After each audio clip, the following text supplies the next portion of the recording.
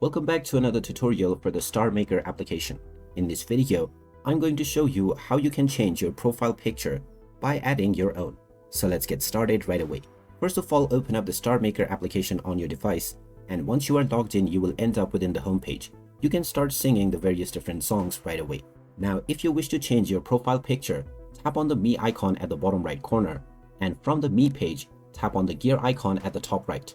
This will open up your account settings. From here, go into Edit Profile, and now you can find your avatar at the top. Tap on the camera icon, and now you have the option to choose from your photo gallery to take a photo with your camera or use a dynamic avatar. This will only be available to Emperor users. You can click your desired profile picture or choose one from your gallery. Then you have the option to crop and resize based on your desire. You can also flip your image vertically or horizontally. Once you are done, tap on the Done button at the top section, and now your profile picture has been changed right away. You can change your avatar as many times as you want by coming back to the Edit Profile page and tapping your current image.